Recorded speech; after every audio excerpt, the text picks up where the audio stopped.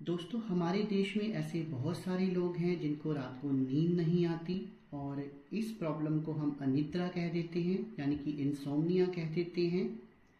फिर वे क्या करते हैं कि वो मॉडर्न मेडिसिन्स का सहारा लेते हैं, उसमें उनको सिडेटिव्स दिए जाते हैं और कुछ समय के बाद उन सिडेटिव्स का भी असर जो है वो ख़त्म हो जाता है। फिर उसकी डोज को बढ़ाया जाता है। बहुत सारी ड्रग्स का ट्रायल लिया जाता है, जैसे क्लोनाजिपाम हो गया, डाइज़ापाम हो गया, फिर एल्प्राजोलम हो गया।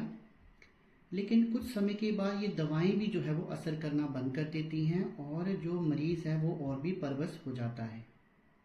तो आज इस प्रॉब्लम को हम लेंगे। इसमें आपको आयुर्वेद में हम क्या कर सकते हैं। देखिए, आयुर्वेद में अनिद्रा यानी कि इंसोम्निया का पूरा पूरा इलाज है, लेकिन हम समय पर इस इलाज को फॉलो करें तो हम अपनी इस प्रॉब्लम से छुटकारा पा सकते हैं 100%।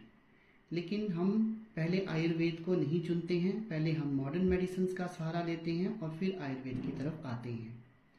तो पहले तो आज मैं कुछ आपको होम रेमेडीज़ बताऊंगा जिससे हम अपनी नींद को जो है वो सुधार सकते हैं। देखिए, जिस व्यक्ति को पूरी पूरी रात नींद नहीं आती है तो एक ड्रग होती है अश्वगंधा। वो मार्केट में टैबलेट्स में भी अवेलेबल है, कैप्सूल्स में भी अवेलेबल है, वो पाउडर में भी अवेलेबल है।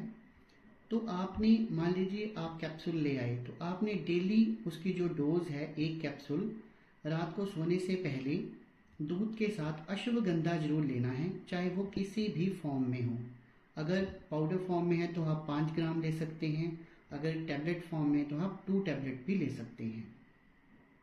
इसके साथ आपने क्या करना है कि सोने से पहले अपने हेड पे ब्राह्मी ऑयल आता है, मार्केट में मिल जाता है पंसारी की दुकान से। ब्राह्मी ऑयल से आपने मसाज करनी है और ऑलिव ऑयल आपको मार्केट में कहीं से भी मिल जाएगा, उसको हल्का हल्का गर्म करना है।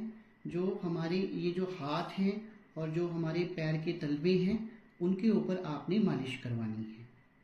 तो ये होम रेमेडीज़ बहुत ही सहायक सिद्ध होती हैं। फिर व्यक्ति को धीरे धीरे नींद आना जो है वो शुरू हो जाती है। बाकी कुछ बातों को फॉलो करना होता है। जिन लोगों को नींद नहीं आती उनका एनवायरनमेंट भी उस तरह का हमने बनाना होता है कि उनको अच्छी नींद आए। उसमें उनका बेडिंग जो है, यानी कि उनका बेड जो है वो कंफर्टेबल होना चाहिए, आसपास पॉजिटिविटी होनी चाहिए।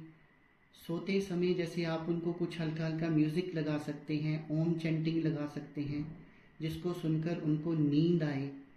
तो इस तरह की बातें जो हैं आपने करनी होती हैं और अपने रूटीन में आपने योग आसन जो हैं, काफ़ी सारे योग आसन जैसे हल आसन हो गया,